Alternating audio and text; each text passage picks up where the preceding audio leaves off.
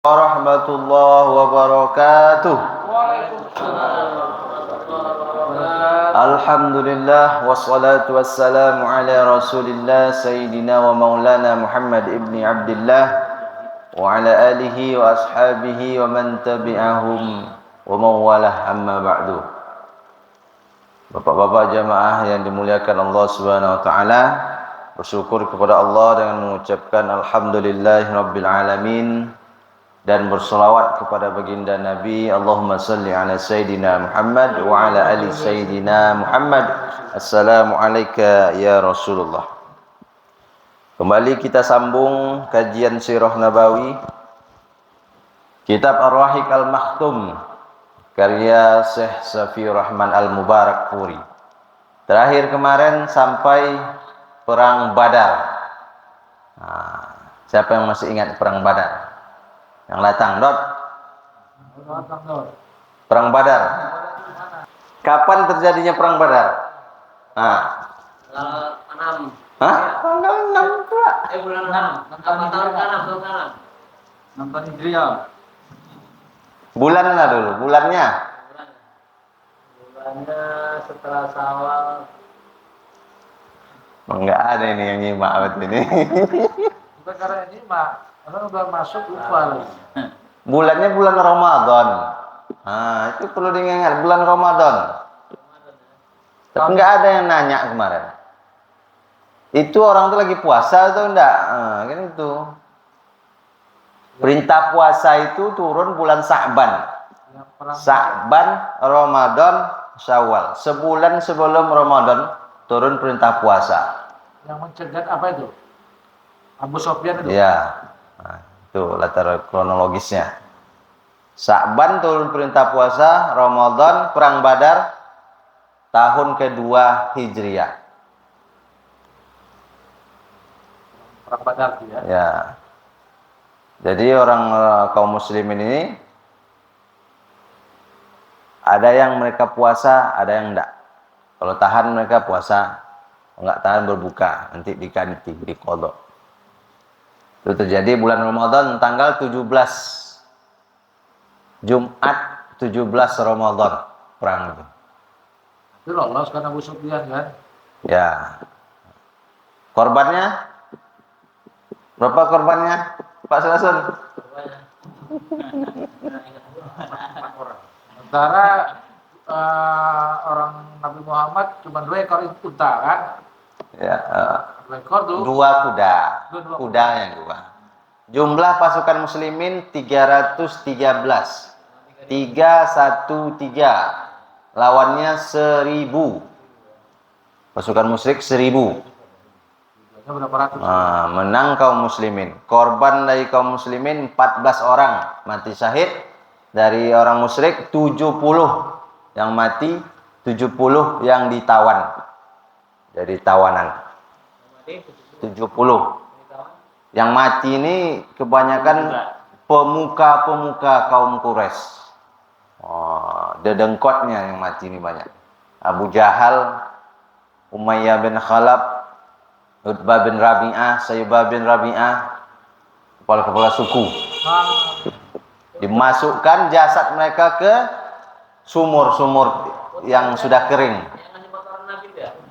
Iya, dia mati juga. Mu'id itu namanya. Yang pernah nyiram Nabi dengan kotoran dulu di Makkah, dia mati juga.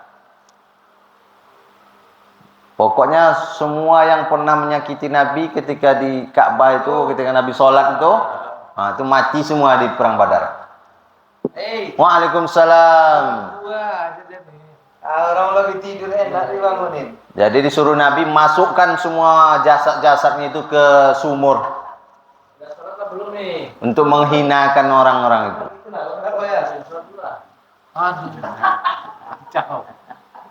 Itu rangkuman Perang Badar. Jadi yang menjadi tawanan tadi disuruh tebus sama keluarga yang ada di Makkah. Kalau masih ada keluarganya, siapa yang mau tebus, tebus.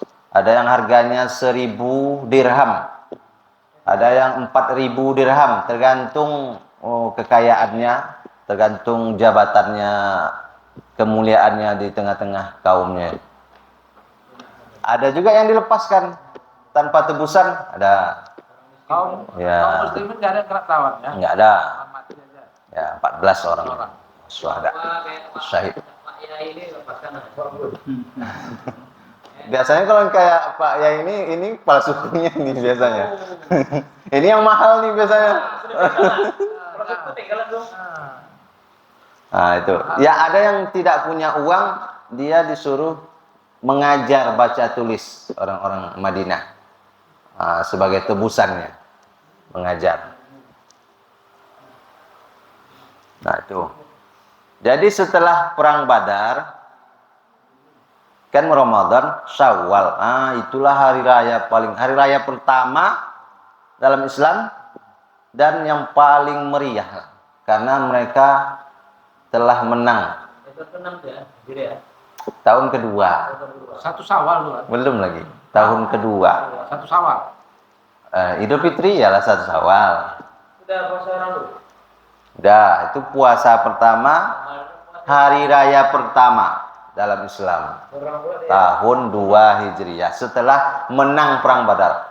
Maka setelah menang dalam perang yang sesungguhnya, ini menang lagi merayakan kemenangan setelah puasa. Sudah hari raya. Maka itulah sangat meriah.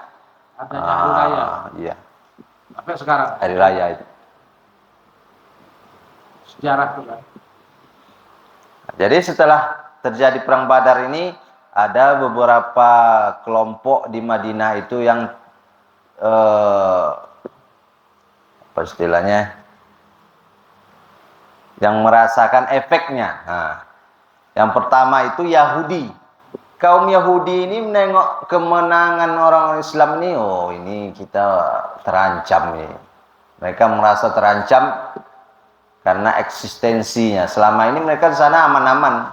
Mereka lah yang tuannya di situ, di Madinah itu. Karena orang Arab, orang Aus dan Khazraj, dua suku ini asik berperang ya. Ekonomi pun mereka yang menguasai di situ. Jadi mereka merasa terancam secara ekonomi dan secara agama.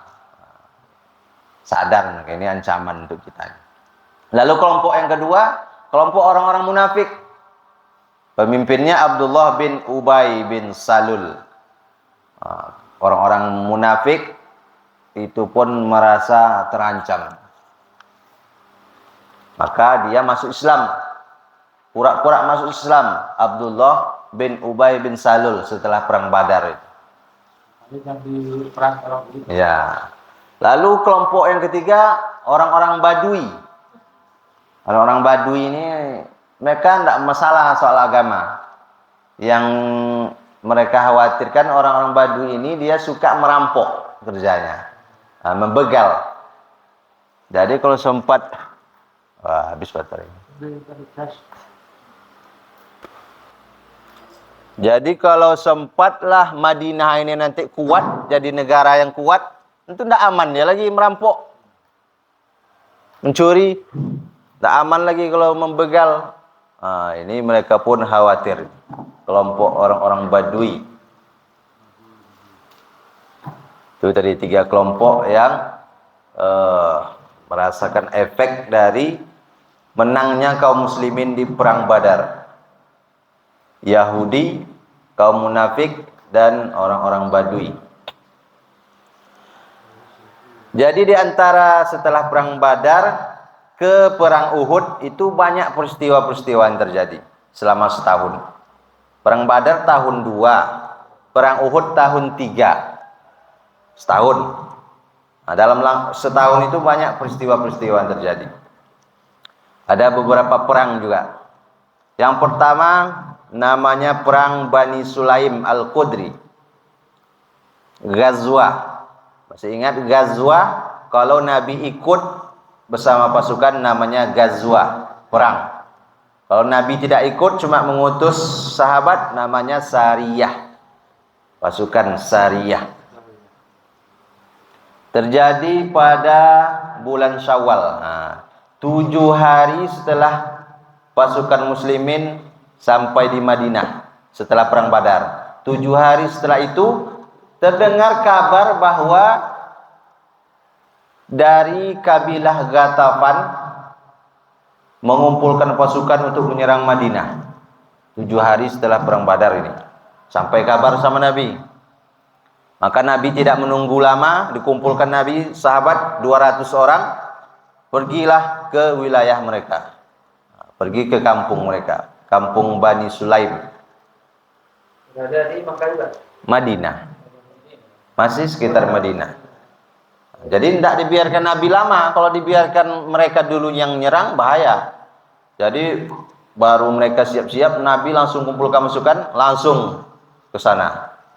Maka melihat pasukan Nabi ini begitu tiba-tiba muncul, kabur mereka semua. Lari, tunggang langgang, lintang pukang. Ditinggalkannya onta-ontanya, 500 ekor onta. Ditinggalkannya. Lari mereka semua. Gak bernyali. Cuma apa aja. Penakut. Gayanya mau nyerang. Begitu didatangin, kabur. Maka 500 ekor onta tadi dibagi oleh Nabi ke semua pasukan yang 200. Dapatlah mereka 2 ekor. Satu orang dapat 2 ekor onta. Setelah diambil Nabi 1/5-nya. Jadi jatah Nabi itu 1/5 dari rampasan perang itu. Onta itu dalam keadaan hidup kan? Hidup. Kalau mati, gimana payah bawanya. Kakek 5 kan ontanya ya. Satu ekor onta 35 juta, kalau 2 berarti 70 juta. Satu orang dapat pasukan. Kenapa lo? Usai sarapan ya? Itu emas yang berapa lewat kan? Hah? Emas yang berkeping-keping bawa. Yang Abu Sufyan itu udah lewat. Udah sampai, udah selamat. Nah, dan Nabi sana menetap di sana selama 3 hari. Untuk menunjukkan kekuatan. 1/5 atau berapa besar untuk Nabi sendiri. Ya, jatah Nabi itu 1/5. Ini kan onta tadi, 1/5 dari 500. 500 bagi 5? 100 untuk Nabi. Untuk Nabi sendiri. Ya. Boleh ya. Ya nanti kan Nabi dibagi-bagikannya itu. Nabi boleh belum rampas ya. Namanya ghanimah, harta rampasan perang. Memang gitu hukumnya. Kalau kita sekarang boleh juga rampas. Berperang itu. Yang kalah ya diambil barang-barangnya itu. Kalau ketika berperang, kudanya, pedangnya, tombaknya, baju besinya, ya boleh diambil. Pada saat itu Islam sudah ada kan? Iya. Dalam Al-Quran ada di situ hukumnya harta rampasan perang. Ya, ini begal perang jalan kan yang ada. Bagi begini. Nanti kan kita mau diserang umat Islam. Iya, dalam peperangan. Ya, sama sekarang nih ya. Suku Badui tadi, itu baru nggak boleh ya. Itu begal ya kan? Itu begal, itu merampok, bukan merampok ini. Kabilah Ghatafan. Ya, Ghatafan. Itu yang pertama, peristiwa yang pertama. Lalu peristiwa yang kedua, terjadilah percobaan untuk membunuh Nabi. Ini oleh orang-orang Quraisy Makkah. Istilahnya mengutus pembunuh pembunuh bayaran. Duduklah berdua orang namanya Umair bin Wahab. Ingat, Umair bin Wahab. Umair bin Wahab bersama Safwan bin Umayyah. Safwan bin Umayyah bersama Umair bin Wahab. Mereka duduk di Hijr Ismail dekat Ka'bah. Cuma berdua saja mereka di situ duduk sambil cerita-cerita.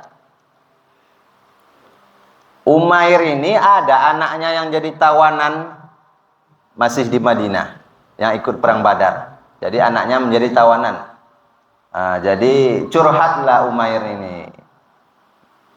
Demi Allah, kalau bukan karena hutang-hutangku yang belum terbayar katanya, juga keluargaku yang akan terlantar sepeninggalku, maka aku pasti akan menemui Muhammad di Madinah dan membunuhnya. Karena kalau aku datang ke sana, mereka tak akan curiga. Karena anakku ditawan di sana. Aku pura-pura untuk menebus anakku, katanya. Sama Safwan ini. Cerita dia sama Safwan ini. Lalu kata Safwan,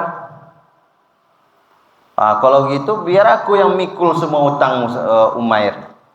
Aku bayarkan semua hutang-hutangmu. Duitku banyak nih, katanya. Nanti anak-anakmu yang tinggal tuh biar aku hidupi. Aku biayai hidupnya. Kau laksanakanlah niatmu itu. Oleh Safwan ini. Disuruhnya Umair tadi berangkat ke Madinah untuk membunuh Nabi. Pura-pura menebus anaknya yang sedang ditawan. Oh, kalau gitu oke lah, sepakat, kata Umair. Nah, itu di situ waktu mereka itu bercerita sepakat, tidak ada orang lain, cuma berdua saja. Jadi kita rahasiakan ini ya. Oke. Jangan kasih tahu siapa-siapa dulu sampai aku berhasil, kata Umair. Oke, kata Safwan. Jadi cuma mereka berdua saja nih yang tahu rencananya. Pergilah Umair ke Madinah. Dibawanya pedangnya. Begitu sampai di Madinah, Umar bin Khattab yang pertama kali nampak. Umar sedang cerita-cerita sama sahabat yang lain tentang kejadian perang Badar. Tiba-tiba datang si Umair tadi, Umair bin Wahab. Apa kata Umar nengok dia datang? Ada anjing datang. Dia adalah musuh Allah yang bernama Umair bin Wahab. Kedatangannya pasti dengan niat jahat ini, kata si Umar. Tahu mana tuh ya? Tahu mana? Iya. Bilang anjing.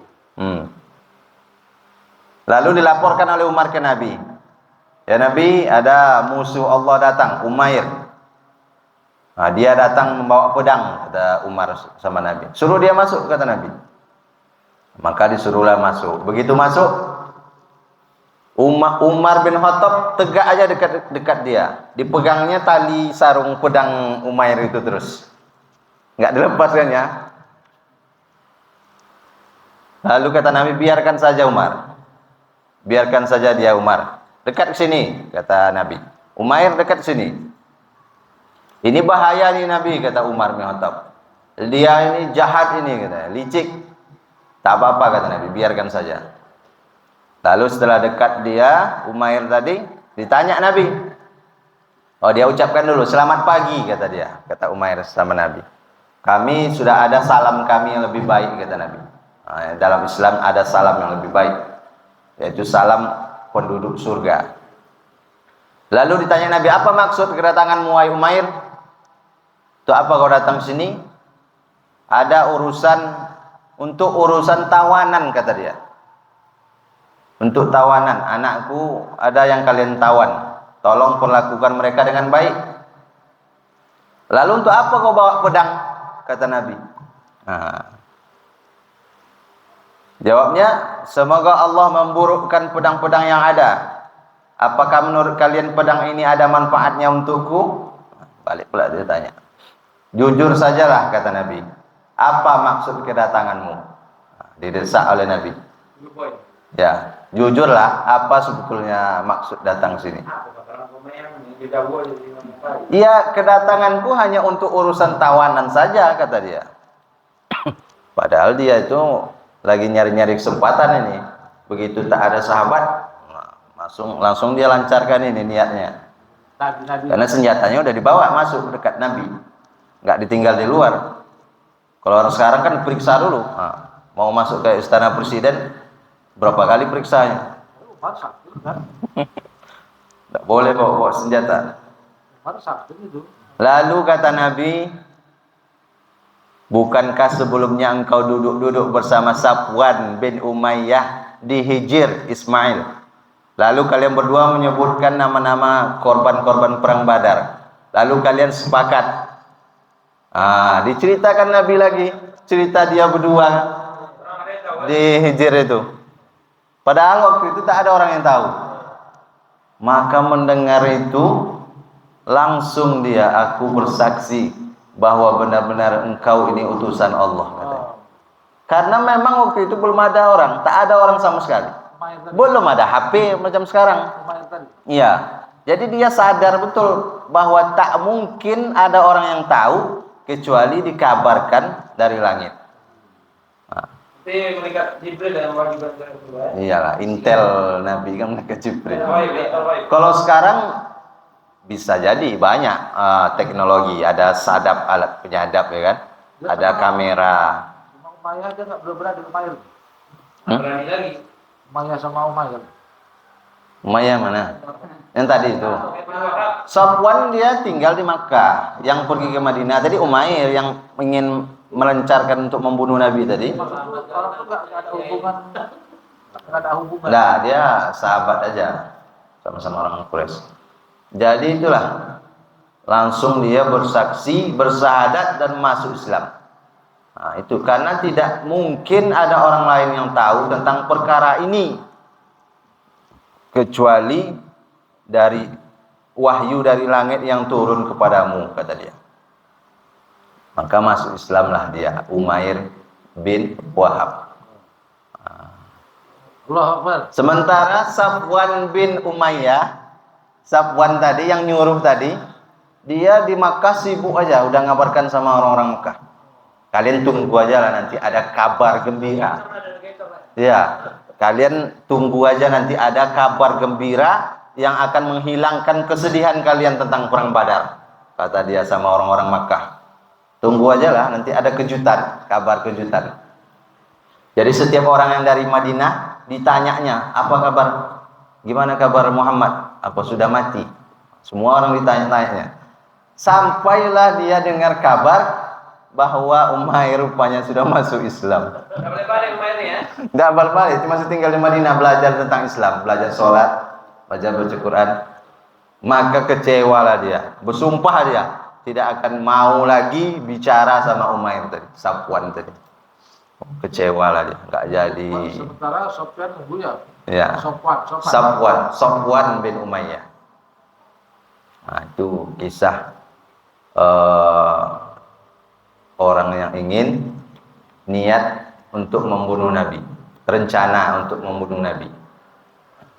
Sama yang kuasa itu kan. Lalu peristiwa yang lain yaitu perang Bani Qainuqa Yahudi. Nah, ini baru Yahudi pertama yang melanggar perjanjian yang berperang dengan Nabi. Yahudi pertama, Bani Qainuqa namanya. Jadi orang-orang Yahudi ini sejak perang Badar itu bukannya mereka ini makin benci mereka sama kaum muslimin. Dilihatnya orang Ansor dari kaum Aus, dari suku Aus dan Khazraj, mereka duduk sama-sama bercerita, akrab, rukun, tak senang hatinya nih orang-orang Yahudi ini. Karena dulu orang ini asal jumpa selalu kelahi, tak pernah aman. Ini kok bisa pula duduk-duduk satu majelis aman. Maka dipanas-panasinnya. Asal ada orang kumpul-kumpul antara dua suku ini, suku Aus dan Khazraj, dipanas-panasinnya, diungkit-ungkit lagi perang-perang yang dulu, perang Bu'ad. Nah, dulu si Anu jadi korban, si Anu yang paling hebat. Tentu mereka saling, oh ndaklah kami dulu yang paling hebat, kami yang menang terus, kata satu lagi. Oh ndaklah, bahkan hampir pula terjadi lagi perkelahian, perang lagi antara dua suku ini. Untung sampai sama Nabi kabarnya, diingatkan oleh Nabi lagi, ingat Allah, kalian ini sudah muslim, jangan lagi kalian ingat masa jahiliyah itu, kalian sudah bersaudara, kata Nabi. Maka tak jadi, dipadamkan oleh Nabi lagi permusuhan itu. Maka gagallah hasutan Yahudi ini. Jadi Yahudi Bani Qainuqa ini, mereka profesinya itu di Madinah pengrajin perhiasan, pandai besi, membuat berbagai perkakas, pertukangan lah. Jadi mereka bisa juga membuat senjata. Karena mereka pandai besi, jadi mereka bisa membuat senjata. Dan jumlahnya pun banyak, 700 tentaranya. Makanya mereka berani dengan Nabi, tak takut mereka. Karena itu tadi mereka bisa bikin senjata sendiri. Dan jumlahnya 700 tentara. Maka mereka ini semakin hari semakin menghina, mengejek orang-orang muslim, melecehkan perempuan-perempuan muslim yang datang ke pasar-pasar. Karena waktu itu pasar masih mereka yang menguasai, Yahudi. Jadi melihat itu maka Nabi mengumpulkan mereka, dikumpulkan oleh Nabi. Wahai kaum Yahudi, masuklah kalian semua ke agama Islam sebelum kalian mengalami nasib yang sama seperti yang dialami oleh orang-orang Quraisy Makkah. Tapi apa kata mereka? Wahai Muhammad, jangan terlalu percaya diri. Jangan terlalu percaya diri. Mereka itu orang-orang Quraisy itu tak pandai mereka berperang. Mereka itu orang-orang yang bodoh, tak tahu cara berperang. Kalau kau berperang dengan kami, tentu engkau akan tahu kamilah yang jago berperang. Sombong mereka. Orang-orang Makkah itu tak pandai mereka berperang. Tapi kalau kami lawanmu, baru. Maka jawaban orang Yahudi ini secara tak langsung memang sudah ngajak berperang, ya kan? Tapi waktu itu Nabi masih sabar Nabi, masih menahan diri, belum lagi, masih sabar Nabi, biarkan dulu. Sampai suatu hari, ini dia puncaknya. Seorang perempuan muslimah datang ke pasar entah untuk menjual perhiasan atau membeli perhiasan. Yang menjualnya, yang tukang perhiasannya orang-orang Yahudi. Karena orang Yahudi tadi memang ahli di bidang itu. Jadi dia dekat situ, banyak lagi orang-orang Yahudi yang lain sekitar itu. Perempuan ini pakai cadar, disuruh bukanya cadar perempuan ini, suruh bukanya jilbabnya. Itu tidak mau, dia marah, dia perempuan ini. Lalu oleh yang tukang bikin perhiasan tadi, waktu perempuan ini tidak sadar, diikatkannya ujung jilbabnya ke tiang. Jadi begitu dia berdiri mau pergi, tanggallah jilbabnya ini, nampak auratnya. Maka teriak dia minta tolong. Ada satu orang muslim di situ, laki-laki. Maka begitu maju dia, dibunuhnya langsung tukang perhiasan ini tadi. Melihat itu orang-orang Yahudi yang lain pun langsung dikeroyok dia, laki-laki muslim ini tadi. Maka dia pun meninggal. Yang tukang perhiasan Yahudi meninggal, dia pun meninggal. Maka keluarga laki-laki ini tadi mengadukan kepada kaum muslimin yang lain. Sampailah berita itu kepada Nabi. Inilah batasnya, garis merahnya. Habis sudah kesabaran Nabi. Dikumpulkan Nabi pasukan menuju kampung Bani Qainuqa. Melihat pasukan Nabi datang, masuk mereka semua ke dalam benteng. Orang-orang Yahudi ini kampungnya itu dikelilingi benteng. Semua, rata-rata semua perkampungan Yahudi itu ada bentengnya, di tembok ada pintu masuk. Sembunyi mereka dalam. Rupanya mereka ini pengecut juga. Begitu tadi digetak-getak, sok-sok berani, begitu maju Nabi bersama pasukan, sembunyi mereka. Dikepunglah oleh Nabi selama 15 hari. Berkemah Nabi dan pasukan di depan itu selama 15 hari. Lalu didatangkan oleh Allah rasa takut dalam hati mereka. Selama 15 hari itu dimasukkan oleh Allah rasa takut dalam hatinya. Takut mati. Dan menyerah mereka. Tak melawan. Menyerahkan diri. Lalu disuruh Nabi keluar semua, berjalan sebagai tawanan tanpa bawa apa-apa. Hanya bawa bekal secukupnya saja, tanpa bawa harta. Tak ada yang bawa unta, tak ada yang bawa ternak. Jumlahnya 700, 400 orang pakai baju perang, 300 pakai biasa. 700. Padahal jumlah mereka banyak ini. Datanglah Abdullah bin Ubay bin Salul, yang munafik tadi. Abdullah bin Ubay bin Salul. Katanya sama Nabi, ampunilah mereka. Awalnya Nabi mau eksekusi semuanya nih Yahudi. Datang Abdullah bin Salul, karena mereka ini kawanku dulu katanya. Dia memang berkawan orang Yahudi ini dulu sama orang Khazraj, bersekutu. Maka datang dia terus, tidak dihiraukan oleh Nabi. Pertama dia datang, lepaskanlah mereka ya Rasulullah. Dia udah pura-pura masuk Islam. Tak mau Nabi. Sampai yang ketiga kali dimasukkannya terus tangannya ke saku baju Nabi. Tak mau dilepas-lepasnya. Celaka engkau, kata Nabi. Apa ini? Marah Nabi. Dia terus minta supaya orang-orang ini dilepaskan, jangan dibunuh. Nah, maka terakhir Nabi menyerahkan urusannya sama Abdullah bin Ubay bin Salul. Yaudah, tapi mereka tidak boleh lagi ada di Madinah, kata Nabi. Terserah mereka mau kemana, tapi jangan ada lagi di Madinah. Itulah mereka diusir. Yahudi pertama, perkampungan Yahudi pertama yang keluar dari Madinah, Yahudi Bani Qainuqa. Maka keluar mereka menuju ke arah Syam, ke Syam, Palestina. Nah, itu kisah Yahudi Bani Qainuqa.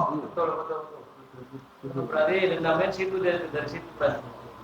Kemarin kan kita sebutkan ada berapa itu Yahudi di sana? Qainuqa, Nadir, Quraidah. Nah, itu yang tiga itu yang besar. Berarti satu sudah keluar. Tinggal dua lagi, dua perkampungan Yahudi.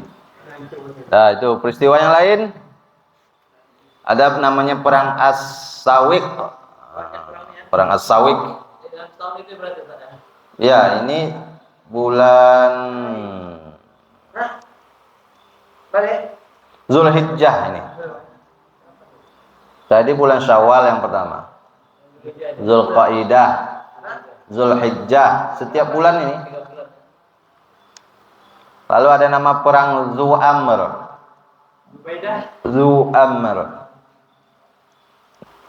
Lalu ada satu lagi yang bernama Ka'ab bin Ashraf, orang Yahudi ini, tokoh Yahudi. Ini ingat-ingat namanya, Ka'ab bin Ashraf.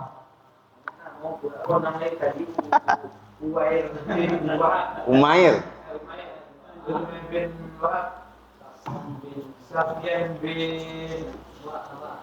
Safwan bin Umayyah.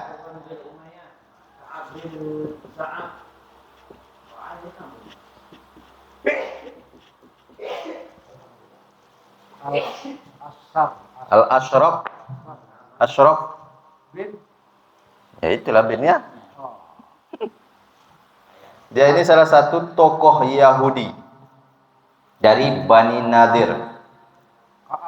Ibunya dari Bani Nadir.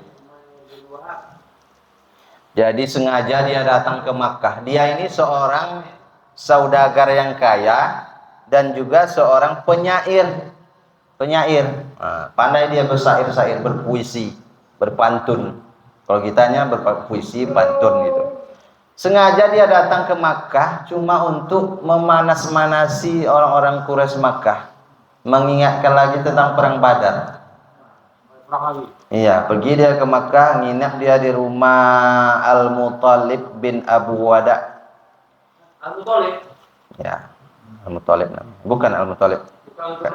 Siapa mana si Ka'ab tadi? Ini dia, Ka'ab bin Al-Ashraf. Ada banyak orang kumpul-kumpul, bersair-sair lah dia. Dan tolong ambil buku itu, di situ ada tuh syairnya. Bersair-sair dia, dibangkit-bangkitkan lagi kesedihan orang-orang musyrik Makkah ini. Dia Islam ya? Hah? Dia Islam apa tadi? Ini bukan, ini Yahudi dia. Ka'ab bin al-Ashraf nih. Yahudi ya. Nih salah satu syairnya nih. Belum balik itu. Kalau dalam bahasa Arab mungkin lebih bagus ini bunyinya. Alat penggiling Badar berubah menjadi tepung karena kematian orang-orangnya. Dan karena peristiwa seperti Badar itulah mata menangis dengan bercucuran air mata. Para pendekar manusia dibunuh di sekitar telaga-telaga mereka. Janganlah kalian menjauh, karena sesungguhnya para raja telah dibinasakan. Alangkah banyaknya orang berkulit putih dan mulia tewas di Badar. Dipuji-pujinya korban-korban ini. Ia bahagia dan menjadi tempat tumpuan orang-orang miskin. Ia dermawan jika bintang-bintang tidak terlihat. Ia pembawa barang-barang berat yang berharga dan mengambil seperempat harta rampasan perang untuk dirinya. Orang-orang pun berkata ia ditawan karena kemurkaan mereka. Sesungguhnya anak Al-Ashraf yaitu Ka'ab tidak hentinya berkeluh kesah. Orang-orang tersebut berkata benar dan dibunuh. Seandainya bumi sejenak terbelah dan terguncang.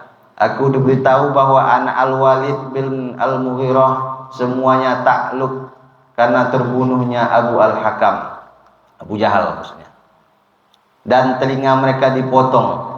Aku diberitahu bahwa dua anak Rabi'ah dan Munabbih membangun kebaikan dan mengumpulkannya di tengah-tengah manusia. Intinya dipuji-pujinya korban-korban ini. Oh sayang sekali orang-orang baik ini, ngapa mereka mati dibunuh di Badar. Panaslah keluarganya orang-orang Makkah itu lagi. Itu tujuannya dia, manas-manasin supaya mereka bangkit dan membalas dendam. Setelah panas Makkah, balik dia ke Madinah lagi, si Ka'ab bin Al-Ashraf. Tapi kan orang. Ya belum, tapi sudah panas ini orang Makkah. Karena itu juga nanti pemicu perang Uhud itu yaitu. Nah, jadi balik dia lagi ke Madinah. Apalagi kerjanya di Madinah? Membikin syair-syair untuk istri-istri kaum muslimin, para sahabat. Istilahnya apa sekarang ya? Melecehkan secara verbal. Dipuji-pujinya lah, bodinya seperti ini, gini-gini lah. Itulah. Itu marah orang-orang kaum muslimin, sahabat-sahabat. Mana syairnya? Itu nggak ada di sini disebut. Itu penggalannya ini Itu Ka'ab juga itu. Iya, dia juga. Dia kan hebat bersair dia. hebat penyanyi ya. Kalau di sini ntar Pak Yai itu. Di celah-celahnya istri-istri para sahabat. Maka mengetahui itu Nabi mengumpulkan sahabat, kata Nabi, siapa yang berani menghadapi Ka'ab bin Al-Ashraf, sungguh dia telah menyakiti Allah dan Rasulnya. Maka majulah sahabat. Yang pertama Muhammad bin Maslamah, Abbad bin Bishr, Abu Na'ilah, Al-Haris bin Aus. Maju sahabat-sahabat. Maka tugas ini diberikan kepada Muhammad bin Maslamah, nama sahabat, pemimpinnya, untuk tugas mengeksekusi Ka'ab bin Al-Ashraf. Ini kisahnya agak apa juga ini. Jadi pergilah Muhammad bin Maslamah. Muhammad bin Maslamah namanya. Ingat ya? Saudara, harus merah. Dia ini masih ada kekerabatan, masih ada hubungan kerabat dengan Ka'ab. Jadi begitu dia jumpa, Ka'ab ini tidak terlalu curiga. Sebelumnya Muhammad bin Maslamah minta izin sama Nabi, ya Rasul, untuk supaya menipu dia nanti, izinkan saya mencaci engkau di depan dia. Minta izin dulu dia sama Nabi supaya dia percaya nanti. Jadi begitu jumpa dengan Ka'ab, Muhammad bin Maslamah tadi, Kata dia, Muhammad dan para sahabatnya lagi-lagi minta sedekah sama kami. Kata dia, pura-pura aja ini. Benar-benar membosankan, kata dia. Kata Muhammad bin Maslamah yang ingin membunuh dia tadi. Jadi, Hitung dulu berapa orang? iya tuh kata dia. Kata Ka'ab. 6. Kata Muhammad bin Maslamah, aku ini pura-pura aja masuk Islam. Itu aja kau ini. Pura-pura aja aku masuk Islam nih supaya selamat aja, supaya aman, kata dia. Iya, kata Muhammad bin Maslamah yang ingin membunuh dia tadi. Pinjamkanlah aku dulu makanan, beberapa rantang makanan, kata dia sama si Ka'ab. Tujuannya ini aku datang sini untuk minjam rantang makanan untuk diberikan kepada Muhammad dan sahabatnya itu, katanya. Oke lah, kata dia. Tapi apa jaminannya? Kata Ka'ab, kau mau apa jaminannya? Bagaimana kalau istri-istri kalian jaminannya? Oh, bagaimana kami mau jadikan istri kami jaminannya sementara engkaulah laki-laki tertampan di sini, katanya. Ditolak secara halus saja. Bahaya nanti engkau yang paling tampan di sini. Bahaya istri kami pula jadi jaminan. Iya, dia tampan, dia ganteng. Oh, kalau gitu anak-anak kalian lah, katanya. Masa anak-anak kami jadi jaminan untuk minjam beberapa rantang makanan? Malulah nanti. Diolok-olok anak kami, masa anak kami jadi jaminan rantang makanan. Kalau gitu apa lagi? Gimana kalau senjata kami saja jaminannya? Kata Muhammad bin Maslamah. Dia bawanya rantang makanan. Besok aku bawakan jaminan senjata itu. Supaya nanti ketika dia bawa senjata tidak curiga si Ka'ab ini. Karena disangkanya sebagai jaminan pinjaman tadi. Itu tujuannya. Senjata kami aja lah yang jadi jaminan. Besok aku bawa ke sini, kata dia. Lalu datang lagi satu orang, Abu Na'ilah. Abu Na'ilah masih kawannya Muhammad bin Maslamah tadi. Pura-pura juga dia melakukan hal yang sama seperti siapa tadi? Mengadukan Nabi Muhammad, ini dijelek-jelekkannya. Dan banyak lagi nih yang macam aku ini, banyak lagi kawanku, katanya. Besoklah aku ajak ya. Aku ajak jumpa sama kau, katanya. Supaya dia tidak curiga ketika mereka datang rame-rame. Itu tujuannya. Maka suatu malam datanglah mereka, ada beberapa orang, sekitar lima orang. Datang mereka bawa senjata. Si Ka'ab tadi tidak lagi curiga, disangkanya senjata ini untuk jaminan hutang, dan kawan-kawan yang banyak itu ya senasib sama dia, sama tujuannya, cuma pura-pura masuk Islam. Datang dipanggil, keluar dia dari bentengnya. Itu dia tujuannya, karena dia tinggalnya dalam benteng, tidak bisa kalau dibunuh di situ, tak bisa. Jadi dibawa keluar benteng, dibawa jalan-jalan. Ini malam nih, malam. Istri si Ka'ab ini begitu dia keluar udah was-was juga. Oh, masa malam-malam ada orang bertamu? Iya, curiga dia, bahaya nak malam-malam? Enggak loh, kata siapa itu. Aman. Ini urusan laki-laki nih. Kawan aku tuh. Pakai dia baju yang bagus, rambut klimis. Dia memang suka bergaya, dia ganteng, pakai parfum yang wangi kan. Begitu keluar, yuk kita jalan-jalan agak ke sana sedikit, agak jauh dari benteng sedikit. Kata si Abu Na'ilah.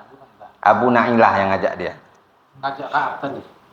Ya, ngajak Ka'ab. Si Abu Na'ilah sudah ngasih kode sama kawan-kawannya. Nanti kodenya kalian mulai menusuk dia, membunuhnya kalau aku cium keningnya. Itu kodenya. Begitu aku cium keningnya, maka kalian langsung gas. Keluar dia, kata Abu Na'ilah, weh, harum sekali parfum engkau ini, Ka'ab. Oh iyalah, kata Ka'ab, karena aku punya istri perempuan yang paling harum di Arab ini. Oh, cantik, harum. Puji-pujinya Ka'ab terus. Boleh aku cium kepala rambutmu? Boleh aku cium rambutmu? Tapi yang pertama ini dikasih kode, belum. Ini belum kata, sama yang lain. Diciumnya rambutnya, jalan lagi. Supaya akrab aja ini.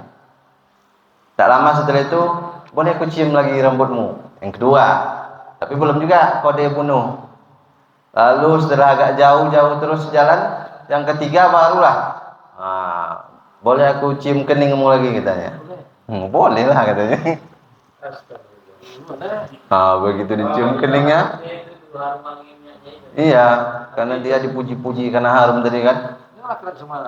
Iya, ini bukan karena cinta ini, bukan. Taktik. Iya. Begitu yang terakhir ini barulah. Iya, dicium keningnya langsung dicekik lehernya. Langsung katanya sama kawan yang lain. Ditikam lah dia, ditebas pakai pedang. Matilah dia.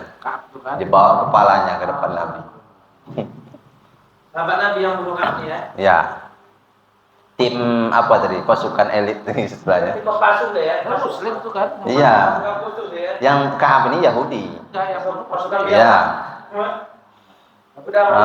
Itu. Di sana, pakai Taktik. Ya. Itulah kisah terbunuhnya Ka'ab bin Al-Ashraf. Jadi mengetahui kabar matinya Ka'ab ini, takutlah orang-orang Yahudi ini semua. Memang tak bisa disepelekan orang-orang Islam ini. Tak bisa kita macam-macam. Jadi tujuan Nabi itu untuk meredam. Kalau dibiarkan terus orang-orang seperti ini bahaya. Akan muncul lagi yang lain. Terus menghasut. Makanya tugaskan untuk menghabisi. Itu dalilnya boleh bersiasat dalam perang, untuk menang dalam strategi perang, itu siasat. Perang siasat namanya. Perang taktik. Maka takutlah, sadarlah orang-orang Yahudi ini dan yang lain-lain. Tak berani mereka membalas dendam. Maka berkuranglah ancaman untuk orang-orang Muslim. Itu dia. Ini satu lagi peristiwa besar ini. Ini peristiwa besar. Jadi pada Jumadil Akhir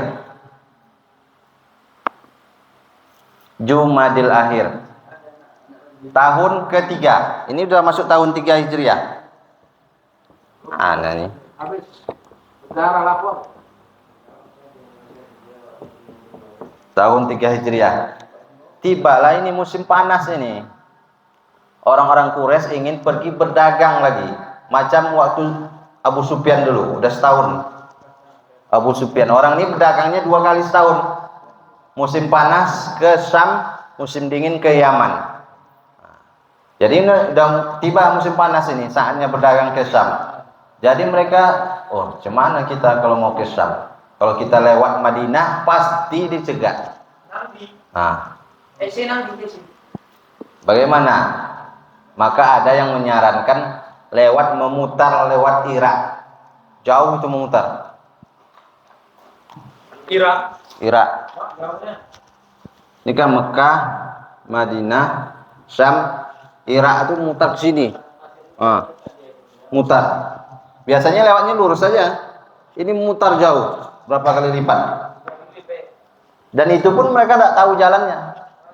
Maka dicari penunjuk jalan. Sepakat mereka memutar lewat Irak. Belum ada ya? Pemimpinnya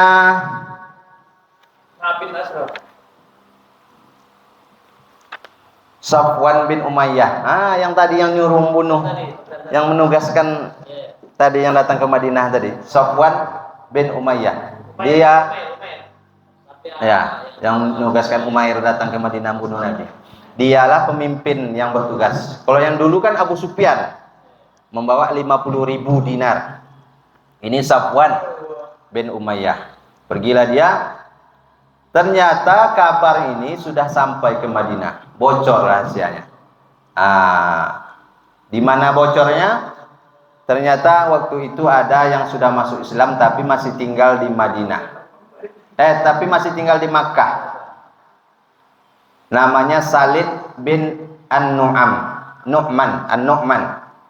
Dia sudah masuk Islam tapi masih tinggal di Makkah, masih berkawan dengan orang Quraisy. Suatu malam Mabuk-mabuk lah mereka. Waktu itu khamar belum haram nih. Mabuk-mabuk duduk dia sama orang Quraisy yang lain. Sama Nu'aim bin Mas'ud. Minum-minum mereka, mabuklah si Nu'aim ini. Tak sadar diceritakan semua rencana perjalanan orang Quraisy ini. Bocorlah rahasianya sama Salid bin An-Nu'man. Pergi dia cepat ke Madinah mengabarkan kepada Nabi berita rute-rute yang dilewati orang kafilah dagang, bahwa mereka tidak lewat di Madinah tapi memutar lewat ke Irak. Mengetahui itu disiapkan Nabi pasukan dipimpin oleh Zaid bin Haris. Pergilah mereka berangkat, berjumpa di Qardah dekat sumber air di bumi Najd, di Najd. Berhenti mereka situ, istirahat. Situlah mereka disergap. Begitu nampak pasukan, langsung mereka lari semua, termasuklah Safwan tadi pun lari. Tinggal di situ cuma satu penunjuk jalan yang ditugaskan untuk menunjuk jalan, dialah yang jadi tawanan. Harta-hartanya tinggal semua. Berapa jumlahnya? 100.000 dinar emas. Yang dibawa Abu Sufyan dulu cuma 50.000. Yang lolos itu cuma 50.000. Ini 100.000 dinar. 1 dinar 4,25 gram emas. Kalau kita kali 1 juta saja 1 gram, berarti 1 dinar itu 4.250.000. 4.250.000. 1 dinar kali 100.000. 825 M miliar. Itu dinilaikan dengan uang semua, unta-unta, barang dagangan, emas, perak, semuanya ditaksir 100.000 dinar. 425 M. Sudah dapat ini. Dapat. Yang lain lari semua, tinggal satu penunjuk jalan yang ditangkap. Namanya Furad bin Hayyan, dibawa ke Madinah dan akhirnya dia masuk Islam. Bayangkan 425 miliar, 1/5 untuk Nabi, 85 miliar bagian Nabi. Itu udah berhasil tuh kan? Berhasil, dipimpin oleh Zaid bin Haris. Maka inilah yang menjadi pukulan telak bagi orang-orang Quraisy sebelum terjadi perang Uhud ini. Ini tadi di bulan Jumadil Akhir. Badar mati banyak kan? Harta di dalam Rasulullah. Teringatnya Hamar pada saat itu masih halal. Ini belum turun ayat tentang mengharamkan. Ini kan baru tahun 2 Hijriah. Tahun 3 Hijriah. Tahun 3. Bebas sama. Kalau mau bebas ya hidupnya dulu zaman itu dulu. Pak Yai itu aja yang terbayang ya. Bisa bebas itu aja yang terbayang.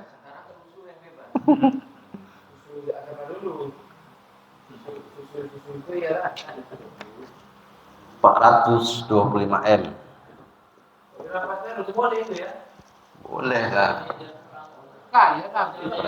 Jadi makanya Nabi itu kaya kan. Yang tadi waktu yang onta 500 ekor onta itu 100 ekor untuk Nabi. Ini 85 M bagian Nabi. 85 M. Punya Nabi 1/5. Tapi itu kan berbentuk barang. Makanya Nabi itu kaya, tapi Habis hartanya. tapi tidak pernah meninggalkan, tidak ada meninggalkan warisan, harta warisannya. Habis semua. Disedekahkan semua. Sampai harta harga pun habis kan? Buatnya. Habis kali itu di tangan tukang mana lagi? Ya kabur balik ke Mekah. Balik ke Makkah ya berarti. Ya, maka inilah tidak ada lagi pilihan, cuma 2 pilihan bagi orang musyrik di Mekah. Kita berdamai dengan kaum muslimin atau kita berperang habis-habisan. Cuma 2 pilihannya. Dan mereka mengambil pilihan yang kedua, berperang habis-habisan. sekaligus untuk membalas dendam karena kalah di perang Badar. Itulah kronologis penyebab terjadinya perang Uhud nanti. Setelah ini baru perang Uhud. Kenapa perang Uhud namanya, Mas? Perang Uhud besok pagi. Kenapa namanya Sambung. perang Uhud?